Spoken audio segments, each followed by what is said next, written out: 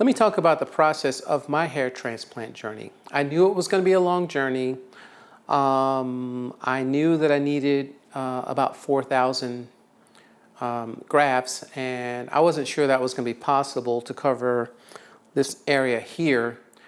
But I figured, I'll give it a shot, see what happens, and we'll see. We'll see what happens. I'll update you guys. One of the things I forgot to mention, and I want to add, is on the first morning when you go in, make sure you take your passport. They're going to actually see your passport, not a photo of it. So make sure you don't forget to take your physical passport with you. So anyway, the morning of the procedure, we went in, paid for the procedure, met my surgeon. She basically talks to you about what you can expect. They basically take this marker and they draw your hairline, what they think it should be and what looks natural, and you can basically interject and say, hey, I prefer this over that, whatever it is you want. I got what I got because I was convinced that it was natural. My girlfriend, the barber, decided that this was what I should get, so I did it. We'll see what happens in 6 months, if I still like the old curly point or not. But anyway, we after the consultation, which, by the way, speaking the Turkish language is not necessary, but it is respectful to know at least some basic terms, like hello, good morning, yes, no, just very basic terms. If you can learn those before you go, I think it goes a long way. It's not expected. And I will say that when you get to the clinic, a lot of the staff does not speak fluent English, but they did have a translator for me there, and she was very well versed, and it was very comfortable. I was never uncomfortable at any point in time. So after that, you basically go to I'll call it the operatory room that you're in to have the procedure done. And because I had sedation, you cannot eat. You have to stop eating midnight before the morning of the surgery. Now, we went in at 7:30 a.m. I think my procedure started at around 9. And you can expect your procedure to last, depends on how many grafts, but I'm going to say roughly 6 to 8 hours. Maybe some go 10. I think mine was more like 8. And again, I had a little over 4,000 grafts. You did have lunch, and I think the lunch wasn't that great, but it was okay. I was there for a reason, and it wasn't to wine and dine. And I think everything else, felt comfortable.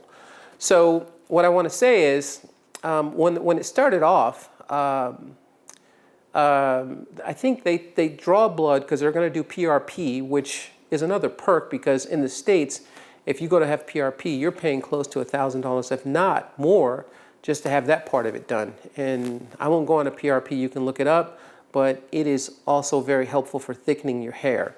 Basically with the sedation, you're not out, you're just kind of like in a dream state. It made me feel dizzy, kind of dream state, but you kind of knew what was going on. But what I will say is I laid there for the first hour on my stomach with my face down, or was I sitting up in the beginning? I can't remember now. I think I was sitting up. Maybe I was sitting up. And they start the process. I didn't know they started the process. They were doing the numbing. I guess they were sticking needles in the back of my head. I'm not sure. But for the first hour, I kind of got bored, and I said, hey, when are you going to start to harvest from the donor area? And when will that process start? And they said, we started 45 minutes ago. And I'm like, oh, okay, well, great, because I didn't feel anything. I literally felt nothing. They cut my hair first on the sides. They cut the sides and the back, the donor area.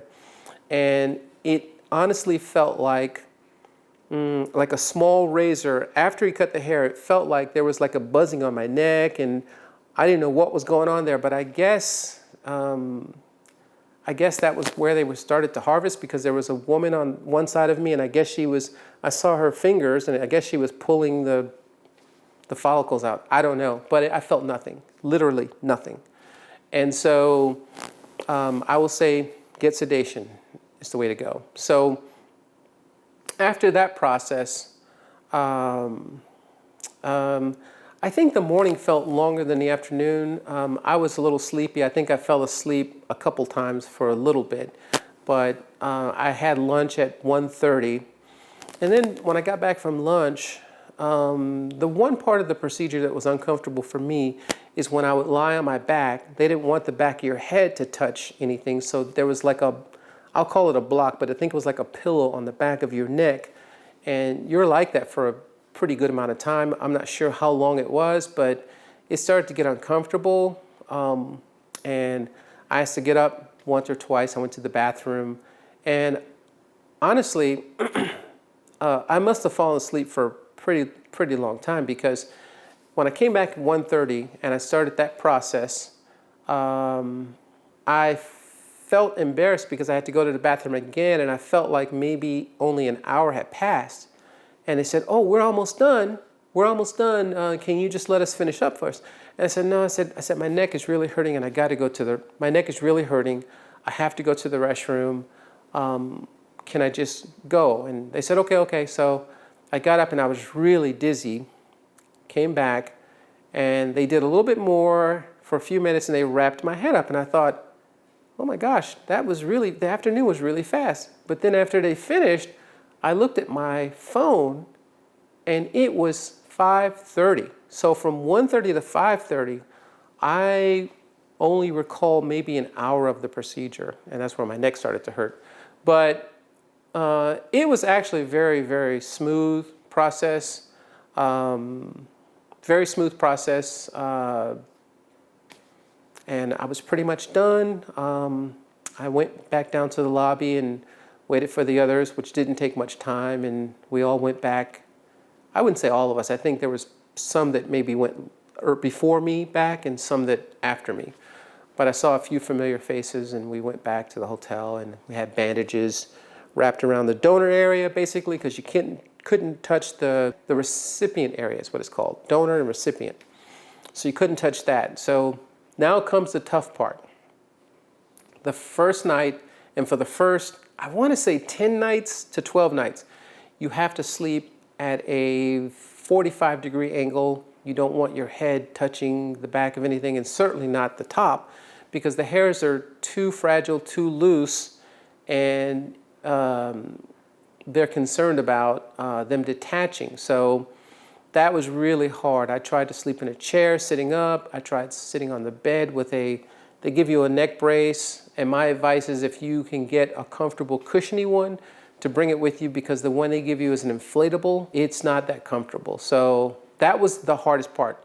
Worse than the surgery or anything was trying to sleep. That was the hardest part for me. I'm so glad that's over. That ended a few days ago for me, and now I can finally sleep. And I will touch on some more things, but what I want to say is, on day 2, when I got up day 2 to go in for the washing, and everybody's experience is different, because I talked to some of the other folks that went along with me to have the procedure done, and there were some people that they said even with sedation, they said they felt a little bit of pain. Most said they did not, but some said they did. And maybe, I think that might be because there were some people that had hairlines that were further back, and I think the front of the scalp and maybe some of the lower parts of the back were a little more sensitive. And my problem was more the middle area was thinning. So I didn't have that much done to the front. Maybe I should have, but I didn't have that much hair to play with, so I had to just do the best I could do with what I had. So, but I think for those people that were trying to fix receding hairlines, maybe it still was a little bit more sensitive for them. So keep that in mind too. Your experience may be a little different depending on the areas that you have to have done. But my advice is, don't skimp on the price for sedation. Even if you get the lower package, I would say pay for the sedation. Look at the whole package and see what you're getting, hotel-wise, nights, surgeon involvement versus assistance. I think the surgeon's involved in all of it. I'm pretty sure they are. I just don't know to what extent. So take a look at your packages very carefully and choose wisely, but sedation, sedation, sedation. Choose it, trust me. Unless you're just one of those people that like pain, or I hear the pain is quick, but I felt nothing. For me, it was a walk in the park. So on day 2, we went in for the hair washing, and they instructed you on what you needed to do, and they gave you your packages, and it was basically a farewell, so to speak. But for me, it turned into a little bit more than that, and I'll tell you why. But the shampooing, for me, I didn't feel anything. It didn't hurt at all. I mean, oh gosh, it was just a regular hair washing, maybe a little sensitive in some spots on the side, but again, it was nothing. Another thing to remember is make sure that you wear, for the day of the surgery and following the surgery, you're gonna need button-down shirts. You're not gonna be able to pull a shirt over your head. Now, today I have one on because I just reached that stage yesterday where I could start removing scabs, I could touch my scalp, and I can pull a shirt over my head. So overall, the procedure went smooth, I thought. I thought everything was great. I was concerned about language barriers and all that, but none of that stuff was an issue. I thought my procedure went really well. It was painless. I will say that till this day, I will say the communication with the HEVA clinic was really good, from the beginning till the end. And even today, they issued me a medical, I think they're called a post-op consultant. And, I have questions all the time, and I will send a message via WhatsApp, and I get messages back right away based on the hours of operation, because you got to remember, they are 7 hours ahead of us, but it never seems to be a problem. I get correspondence back with no problems. So overall, it's been a great experience for me, and still to this day, no regrets. If you like my video, click the like button, subscribe, and feel free to leave a comment.